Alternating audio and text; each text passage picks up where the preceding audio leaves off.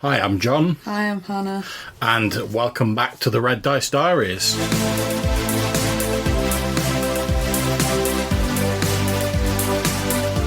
Okay, so we know it's been a while since we last put out an episode, but in this episode of the podcast, we're going to be talking about a recent LARP event called The Gathering. Okay, so I didn't actually go to this event myself because most of the group that I belong to in the system weren't going, but Hannah, you went to it along with a number of friends of ours. So tell us about the event. So I should probably start by talking about the LT system. That's the Lorien Trust system. Yeah. Which John and I have been going to since before we were married, so... Since God was a boy! I think this was our 17th year since we first did an event, but I'm not entirely sure. We missed a year here. Is it really that long? I think so. Jeez. 2004 was our first event, I think. Well, that was 2005, but yeah, it is a long while now.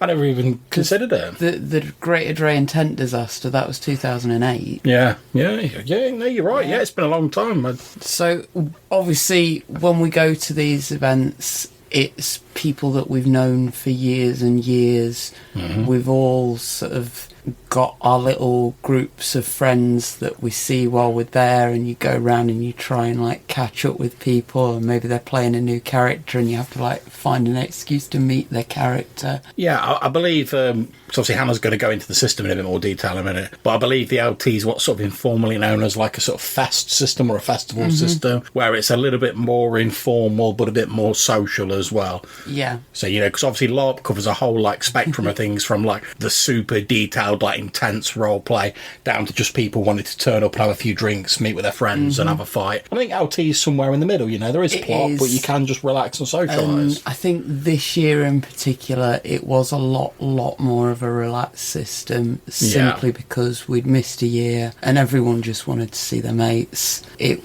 wasn't massive like intense hardcore role play. As far as I'm concerned, if you want to do that you can fuck off to a Met game. I mean, we've also got to say as well that sort of the Lorien Trust have taken this opportunity of the year gap to basically bring in the next version of their rules. So now I've not tried them, although I've read some bits of them, but I'm sure that probably had an effect on like people getting used to the rules and whatnot. Yeah, I think because there were two events this year. The first was the Moot. I did go to that with one of my group. We were calling ourselves like the Advanced Scout to make sure it's safe to go. And yeah, a lot of things have changed just a little bit, but in ways that you don't really notice once you play in the game. Okay. For example, instead of having power cards, which people used to complain about litter from power cards, but I used to do litter picking and it really wasn't a problem. But the power cards, you'd have to tear a card each time you used a point of magic. Now, instead, we have a single sheet. Yeah, it's like a tick sheet, isn't it? Yeah. So, very much it's an honour system. Now, I've got to admit, to be fair, I mean, I'm normally a little bit probably more critical than Hannah, I think it's fair to say, of like the LARP systems we go to. But I've got to say, in terms of like, wanting to have less waste paper and less mess, I mean, like I say, it wasn't a massive problem, but fair play to them. So, I for many years, have spent at least 3 or 4 hours of one event of each year litter picking. It's like a zen thing that I go and do when it's too hot to put my character's costume on. The spell cards really were not a problem, but anyway. Yeah, Hannah likes to get herself scented, light some scented candles, put on a goblin mask, go out and pick up some litter. It's all very zen, very calming. And because you can't see this, she's quite rightfully sticking her middle finger up at me. So, yeah, on to this year's gathering, which was really weird for many reasons, but I'm going to start with the bleakest one, which was also the first thing that happened. Now, normally you get to the gates at LT and you start seeing some of your friends in the queue and everybody's like hugging and chatting and everybody's like high as a kite, million miles an hour, because you're finally in the field, you're at LT and you've just got to get through this queue and off you go. But this year, the first thing that happened was one of my friends came up to me and told me that another one of our friends had real world died literally the night before the event, like he'd packed to come to the event and then gone to sleep and not woken up. It was incredibly bleak because I was there for this bit because obviously I'd driven Hannah and our friend Dave down with their kit, and whilst I was waiting with them in the queue so they could get signed in and pay and whatever, and we could take their stuff over to their camp. Like I say, another friend of ours came running up to us with this extremely sort of unfortunate and sad news. And we then still had to queue up and get our tickets, and other people were arriving and sharing this news with each other as people got there. Yeah. And by the time we'd got down to the Unicorns camp, which the Unicorns is my faction, John's in a different faction. The Hearts go out here. There's 10 factions in the Lorien Trust, and each of them is effectively a country, although some of them are more alliances of several countries, and it gets a bit complicated when you're talking fantasy Gets a little worlds. wibbly wobbly, doesn't it, around the edges? But effectively you've got 10 countries. Yeah. So Unicorns camp, by the time we'd got there, everybody knew what was going on. They'd already made sure that our group were being well looked after. Shuggy, the guy that died, had one other member of his group had intended to come to the gathering. He'd arrived and he was like, I'm on my own. And I'm like, no, you're not, you're part of Squad D. Don't be stupid. Squad D is Hannah's group. Squad D is my group. But yeah, we did our best to look after him for the weekend, and he did his best to look after us because Shuggy spent a lot of time with us. Yeah. When it get to like 3 a.m. and all the bards had gone to sleep, me and Shuggy would both still be awake, and we'd wander about the camp. Again, sometimes we'd do some litter picking. Probably a bit of drinking as well. I'm not saying there wasn't drinking involved. There was always drinking involved. It's the Lorien Trust. I'm not saying Hannah's a bit of a blue wicked monster, but the truth points to itself, as they say in Babylon 5. I'm really not that bad. I get through maybe 6 of the big bottles at a mainline event. Alright, that's 6 bottles in a weekend, but like you say, certainly, without getting too much detail, certainly for me and Hannah, like, these events are our holidays. So you know what I mean? And it's holidays with like people that we've been going on these holidays with for nearly 20 years in many cases. And this event in particular, we had the Angels of Death on one side of us, the Badgers on the other side of us. So we were all well in and well looking after each other. It's just tickled me with you saying that. I've just now sort of like envisioned like LT as like, the old family holidays where like a group of families go on holiday with like a bit of role playing thrown in for like good measure as like the activities. It's Butlins for nerds. I love it. I love it. That's tickled me. I love it. It is proper Butlins for nerds. I said they should put that on the advertisements. But LT, Butlins for nerds. But yeah, it's also like the little badgers who, when we started going, were all knee high. They're all adult role players now, and they're all like playing proper characters, coming in and having a chat to old Granny Mortar. Yeah, I should point trying out to get some deals done. When Hannah says little badgers, she means like children in the group, the badgers. We're not sort of like going around scouting for local wildlife or anything like that. So again, it was a weird atmosphere for a lot of reasons. It always is a weird atmosphere, but in particular because this awful thing had happened like right at the start of the event. Yeah. And it took us all a couple of days to process it in various ways. The other dark thing that I want to talk about is the Lion's Ritual. Okay. So, the Lorien Trust system, a large part of getting good magical items or getting good builds for your character, without going into too much detail of the system and how it works, because you can go to their webpage and look at that. The bit you need to know is that it often involves a ritual, and there are very specific rules about rituals. Yeah. And John, if there's one thing you know about rituals, what is it? It has to be a certain length of time. I can't remember what that is, but like if you go over it, like bad things happen. So everybody knows this. It's the thing that if an entire ritual group dies, they've died because the ritual went over time. Or they've asked for too much stuff. They rarely all get killed for asking for too much stuff. Very rarely. The reason that particular thing is treated so harshly within the game system is a very good one. It takes about 5 minutes to process people going into the ritual circle. Yeah. It takes about 5 more minutes to set up once you've done that. You then get 10 minutes to do your ritual, giving them 10 minutes to judge your ritual before they get the next group in. So if you'd use 18 minutes for your ritual, that gives them 2 minutes to decide, yeah, they went 8 minutes over time, kill them all, next group's waiting. Yeah, but basically rituals are almost like a little sort of like improv like story thing. Yeah. Where you basically have to say like, this is what we want out of the ritual. Here's all the background information we've got that tells us we can do this, and you do like a little story of like how the subject of the ritual is gaining whatever ability or whatever they can gain. So yeah, there's a lot of sympathetic magic. Or we're going to use this fire elemental to make a flaming sword. We're going to use this thing to make that thing. Yeah. Or we're going to use the knowledge of this character to make this thing, or we're going to use the power of this thing to improve this character. Yeah. A lot of it's just you have to have certain things represented, and then how you tell the story, how you use the 10 minutes to say that, hey, we're representing this, this and this, and we want one of these. That's entirely up to your group. Some people do songs. One of the best ones I've ever seen was a puppet show. Well, that was the one that Al, who plays Twigsplitter, did, wasn't it? Yeah, Twigsplitter.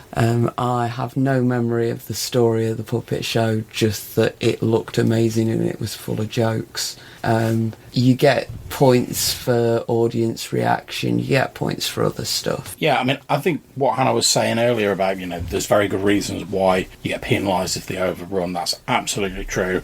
Because now, I've never played a ritualist or anything like that, but when I was thinking about it, I did go around with, like, someone who was, like, been into that game heavy, and I know Hannah's far more diplomatic than me, but it is an absolute ball ache going around, getting everyone organised. A ritual requires usually 5 to 10 people. You can technically have up to 16 in the ritual circle. You're not going to get good points if there's only one person in that ritual circle. Yeah, and if actually the way it works is you have to have like your ritualist who has like a certain skill that means they're a ritualist. Then you need a certain amount of power, let's call it ritual power, to be able to accomplish certain effects. And there'll be people who can't cast rituals on their own, but they have this skill called contribute, where they can just like boost up the power level of ritual. Now I've got that skill, but it's so difficult trying to organise everyone and get everything sorted. This was what I was about to get to. So you've got to get 4 to 10 people who are all on their holiday. Organise them to arrive in time to rehearse that ritual, which you do have these strict time limits on. And generally speaking, you want 8 to 12 minutes. You want to be as close to that 10 as you can, but a minute either way isn't going to really cause any harm.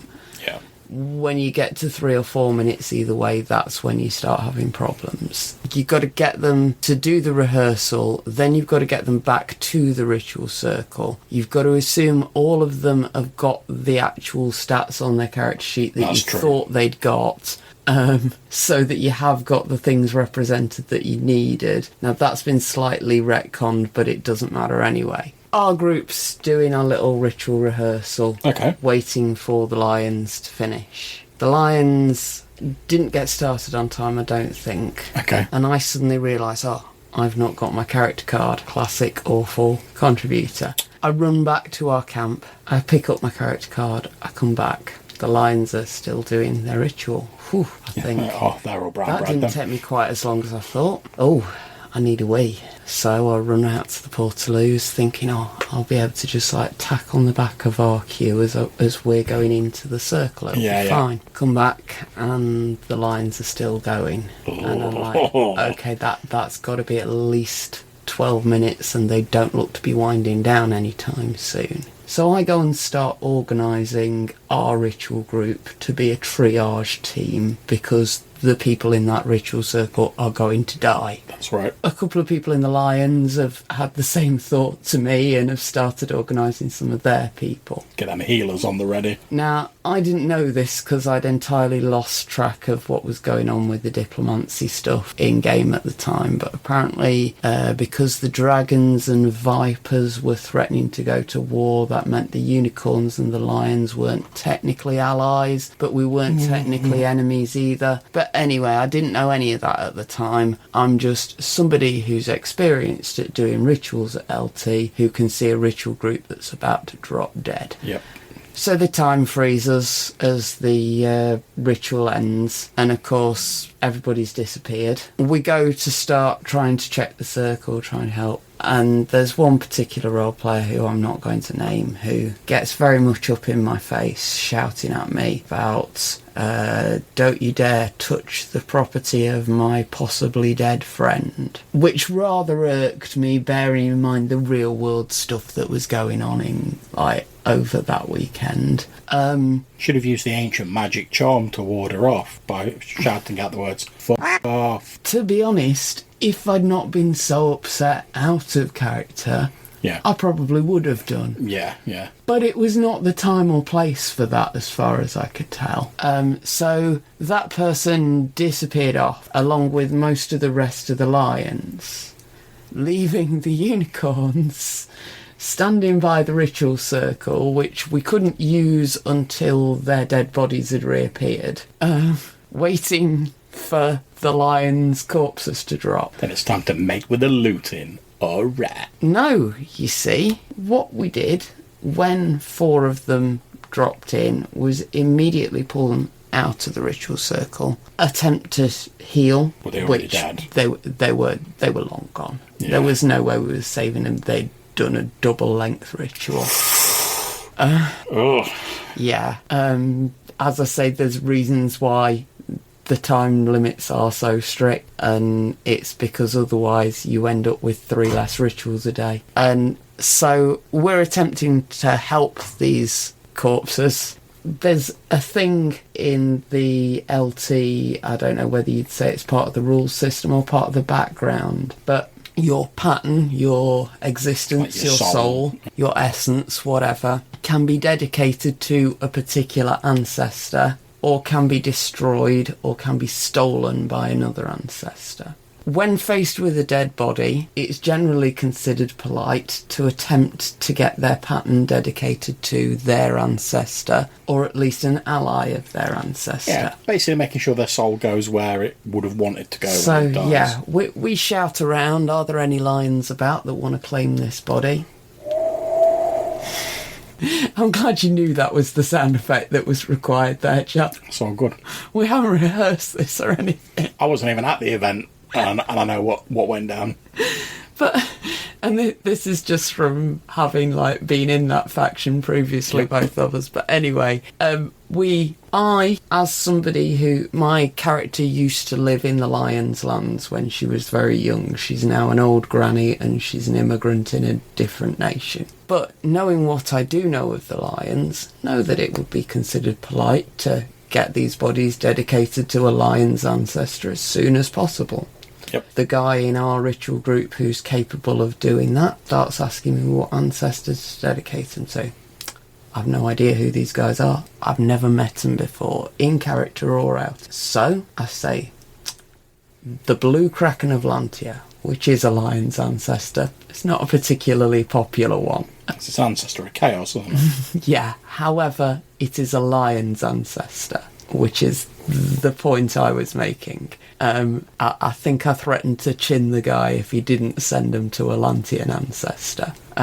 So we're trying to do this right, which is really just about making sure that the player whose character's just died is okay and isn't too upset about it, whatever. At which point, that same person comes back in and starts telling us off for interfering with the dead bodies of their friends. Should have just stabbed him.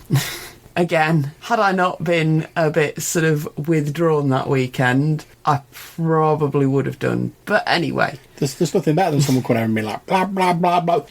Well, that's that argument dealt with. But yeah, that particular person made no effort to speak to me out of character at any point over that weekend, in spite of the fact that they very much had a go at me in character for no good reason. And It's just role-playing, man. well, this is something that I would like to sort of say, if you're doing LARP particularly, but any game where you're doing this very intense stuff, because that person knew what was going on in the unicorns that weekend, and they knew that our ritual group that was waiting to come in was a unicorns ritual group. There was a good chance that the person they just got in the face of was close with the guy that real world died. And I'm disappointed with them that they didn't attempt some Damn disappointment. some aftercare in this. Every time I have got up in somebody's face in character, the minute timeout hit, I've been down to their camp, looked for them out of character, and made sure that they're okay, that I haven't upset them, and usually given them a drink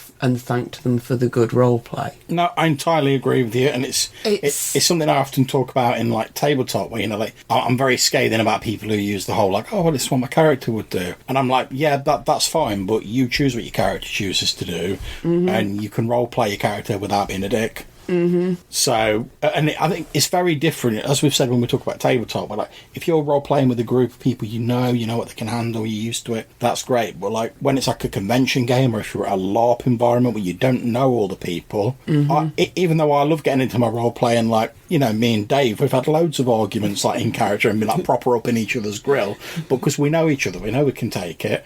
But if it's someone I didn't know very, very well, I just tone it down a bit. I can still get the essentials across without being a prick. Yeah, and I mean, one of the reasons that we left the Lions faction was because we didn't like how intense people got into the role-playing mourning of characters. Certainly it was for me. Because, especially with like bards groups, it's fun to write a song about a character that just died. I'm guessing all of the bards, apart from me, that I know, at least a third of their songs are about, here's my mate and they're dead, and I'm really miserable about it, one way or another. You're auditioning to be in the Smiths or something? I don't think I've got any bard songs like that, but I'm an exception to the rule.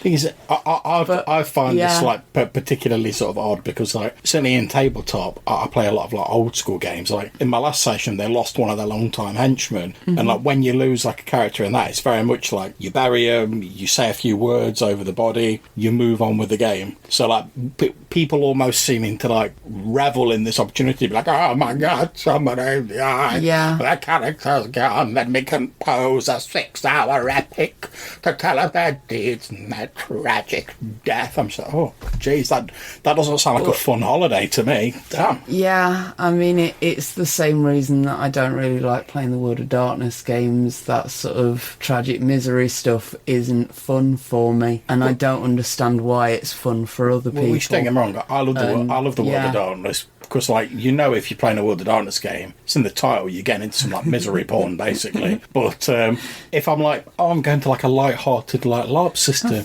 it's my only, it's a Butlins for nerds. It's one of my only 2 holidays this year or whatever, and I'm getting to see all my mates. I've not seen them for a couple of years. We're going to have a few drinks and do some role play and a bit of banter, and it's going to be great. And then like people are like, well, yes, we were going to do that, but I've got to spend 5 hours plumbing the depths of in-character anguish because someone's character has died. Never mind the fact that they've already regen a new one and they've been playing it for 3 hours and they're happy as Larry. I've got to mourn them. Oh, now come on. They wouldn't have let the player go off and gen a new character. They'd have to keep the body around for hours and hours and hours, so that person just lies around getting more and more cold and miserable. That doesn't happen to me, Mum. I hang around about half an hour, and then I'm like, if anyone needs to know, like, my body's still there, peace, and I'm off. So, when we created our Greenskin group, we made it so that we would instantly, like, as soon as we knew someone was dead, eat as much of them as possible and throw the rest in the fire. Yeah, because all done. The ethos of the the Squad D group was very much like, well, we know that the soul or the pattern in this case exists. We know it moves on as soon as you die. So the body's just a body. Neat. You know, you don't need to treat it with any particular relevance. Like say, it's just like, almost like an animal where, like, if there's another dead animal, they just eat it. They don't regard it as like an animal. It's just meat. So yeah, we sort of like created it to get round that. Where like when one of our characters died, as many of mine died when I was in the group, we just like move on, and then like the person can bounce straight back in, and you just get on with enjoying the rest of your event. I mean, it's already like sometimes it can be a little bit annoying, you know, like when your character dies or whatever, if it's for something stupid. But there's nothing worse than like, I mean, don't worry, it's great if people are like, oh, we want to say a few words Honestly, over here. yeah. That's cracking. But there's nothing worse than having it dragged out when you're like, look, can I just move on and like get on with someone like. Yeah, and particularly when there's like, I mean, it's the 2021 event. There were a lot of players lost since the last event. Yeah. And like real life lost. Yeah, people that are never coming back, won't ever be able to come back. Yeah, dark as fuck, lad. Yeah. I think it just particularly irked me this time to see him straight back into revelling in and that when I find it so distasteful. Yeah. But anyway, on to the good bits of the event.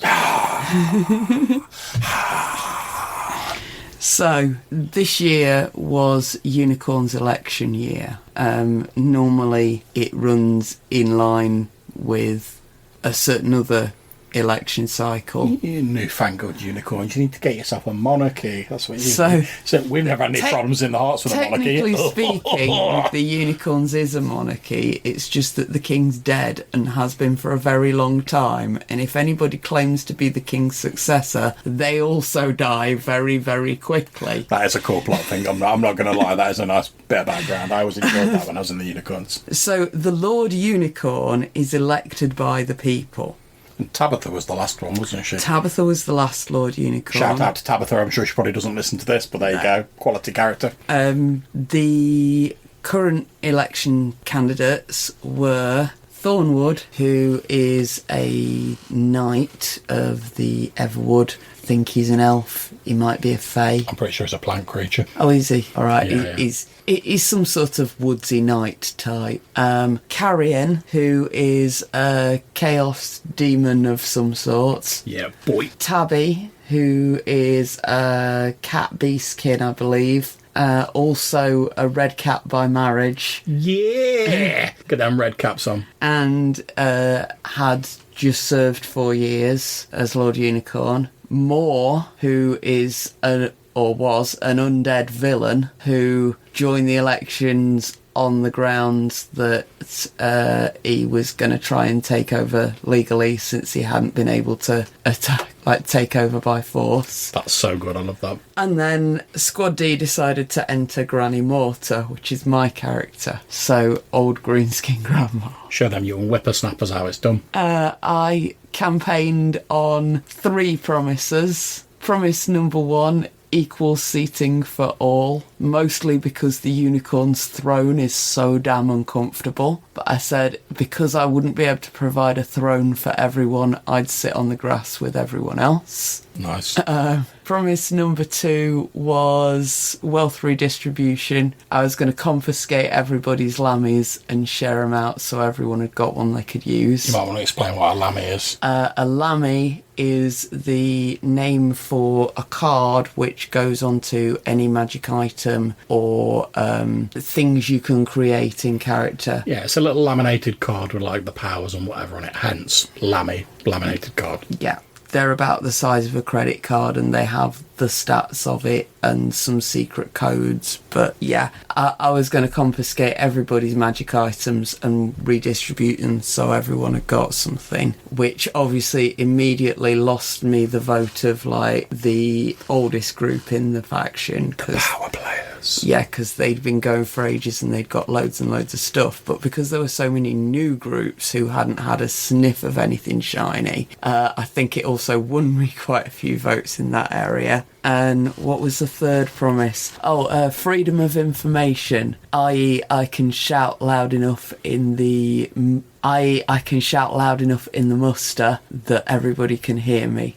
muster being like the little meetings that they have to fill you in on what's going on with the story and game. We did the elections, I believe the vote took place on the Saturday and then the counting took place on Sunday through to Monday. And it was quite cool, like on Saturday night the first couple of areas came in and some of them had voted for the undead guy, and it was like, oh, have we tipped the balance between these and these? Have we split the vote and let him get in? And then the next day he tried to come into the Unicorns faction, and we decided that if we let him in, we'd have to let him like wander about and talk to people, so they just sort of all grouped up and murdered him at the gates. That'll discard you from the vote. I was not involved in this, I just heard about it when I got back from the monster room. I understand you weren't involved in it, of course. I was asked if I would like to take out Carrion or Thornwood, but I was like, no, I'm good working for either of them. As long as Moore doesn't get in, I'm cool. The elections sort of dripped out over the next day or so, and there was some debate as to what would happen if Moore got in now he'd been destroyed, and it was concluded that we'd probably just have a recount. Right. I'm not entirely sure what happened. Now, in the meantime, Granny Mortar...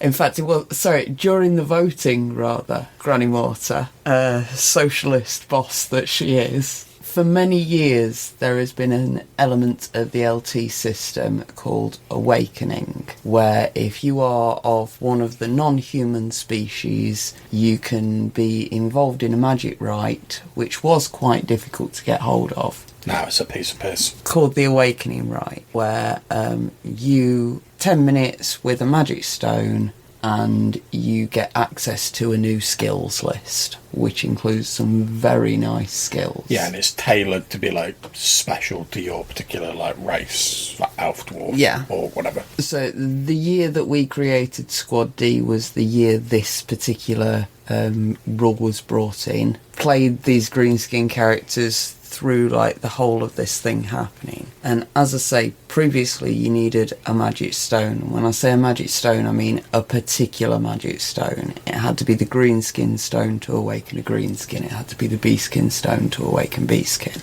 yeah, and so on and so forth. Squad D had originally organised all the greenskins on the field, with the help of the 4th Battalion and King Twigsplitter. Have to mention them because they were instrumental, as was, of course, Dai Murasaki. Got to get them greenskin and Orlok shout-outs now. But various greenskins teamed up, got the greenskin stone working really well, better than anybody else's stone, very quickly, by effectively forming a greenskins union. The one rule of the union was... don't slot other union members in the back, chin them in the face instead. And it's a great rule to live by. Unless you're an assassin. No, In which case you're probably not a greenskin, to be fair. Yeah, there's not that many greenskin assassins, but also that's assassin business. If somebody's willing to pay you 20 gold to slot me, then fair enough, you've earned your 20 gold if you can slot me, because I've got to be a pretty badass for somebody to be willing to pay that 20 gold. And people choose to pay me with food. What I would ask of other union members would be that they up their price a bit and make sure they get the money's worth out of it if they're going to kill me. But yeah, the Greenskins Union, having noticed a certain element of the new rule system, realise we don't need that stone to awaken people anymore. Anyone that's already awakened, like nearly all of us that have been playing for more than a year, we can awaken as many people as we like. There's no power cost for it. It's not a difficult thing to do. All you have to do is say the words, "by my power," and awakening right over the space of 10 minutes. Nice. You can add as much or as little else into that as you need. Yeah, rub a bit of funk on it. Now, if there's 2 of you doing this, it only takes 9 minutes. Ooh. If there's 3 of you, it only takes 8 minutes, and so on until you get it down to 1 minute. 1 minute's the shortest it can be. Okay, so you get a ruck ton of people. So, we had advertised on Facebook that about 3 hours after the event started, we would have a mass awakening party for the Union at the bar. And this resulted in sort of about 30, 40 greenskins trickling into the unicorns where the new Squad D were before the party started. We all stomped down singing the Union member song that Dai Murasaki wrote, which is Filk of the Blackleg Miner. I have no idea if that album's still available, but if it is, I'll make sure It'll be on YouTube somewhere. We'll put a link down below. I don't think it is, because I bug him about putting it on YouTube every year. No, I meant the original will be on. Oh, Blackleg Miner will be on YouTube somewhere, yeah. But ours is about being a green skin. Yeah. And just to explain in case anyone knows, I believe a filk's like taking an existing tune but like changing the lyrics. Is that right? Yeah. So we'll walk down singing that song. More greenskins sort of wander over as we're walking down. We've got the big Union banner, seeing all these people who, many of them I'd never met, but because we've been doing this Union thing for years and years, they all knew what to look for and they all knew where to go. People had, like, if they weren't a greenskin themselves, had still told greenskins in their faction to go down for that. So I think we ended up with about 50 people total, which is quite a lot of LTers to organise for anything other than a main battle. Yeah. We all did this mass awakening, right? It was utter chaos. Complete and total chaos. Very appropriate. Because, yeah, the greenskins are mostly chaos worshippers. We complete this rite and then walk down to the queue at the, what is it they call it? The Games Operations Desk, or GOD, or Games Control. It was just glorious to see, like, there's these two guys in elf outfits at the front of the queue. Not much else going on in there. And I'm quite tall, so I walk quite quick. I got down there right as the other greens started filing in, and I got to see this enormous queue of greenskins all file up to effectively the GM's desk to get their new skill sets. Nice. And having all the people that had done the awakenings standing off at one side, and just like each person that they'd awakened holding up a hand and going, yeah, that's one of mine. Yeah, that one's for me.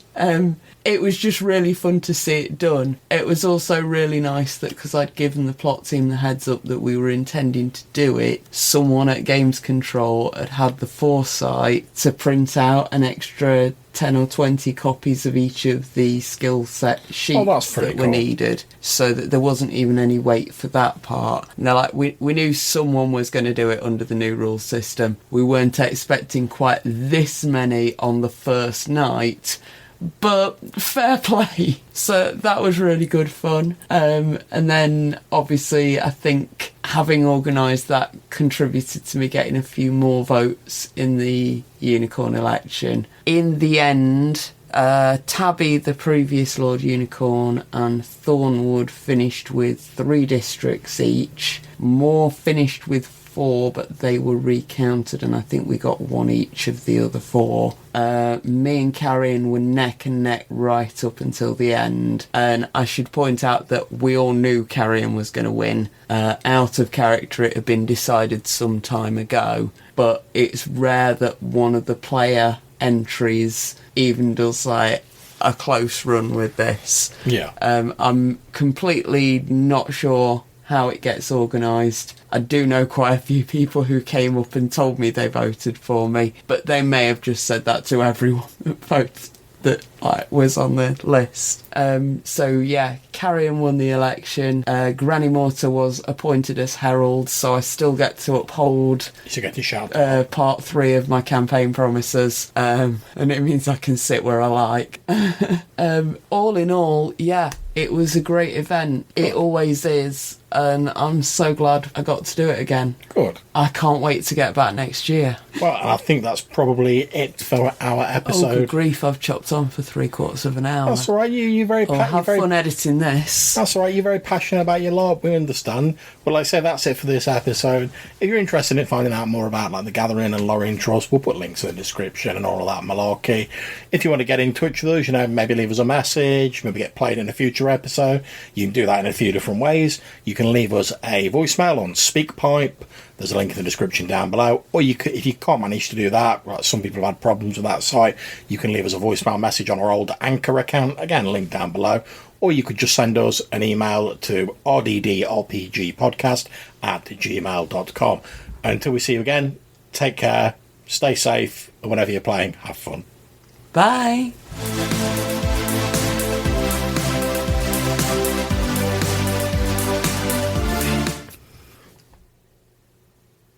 So, there's this bloke walks into a pub with a 2-inch unicorn. Oh, that's not a euphemism. They get a pint each. They start chopsing. They get another pint each. They start arguing. They get a third pint each. They get into a fist fight. They get a fourth pint each and they're crying on each other's shoulders. They get a fifth pint each and the unicorn passes out, slides down his chair onto the floor. The bloke gets up, starts to walk away, and the barman says, "Here, you're not leaving that lion there." And the bloke says, "It's not a lion, it's a unicorn." I love the fact that you said, "I can't believe I've talked for 45 minutes," and then you spend 2 minutes at the end telling a dad joke. It's Shuki's joke. That's true, we did like that joke. Bless him and his big drunken silver bonds.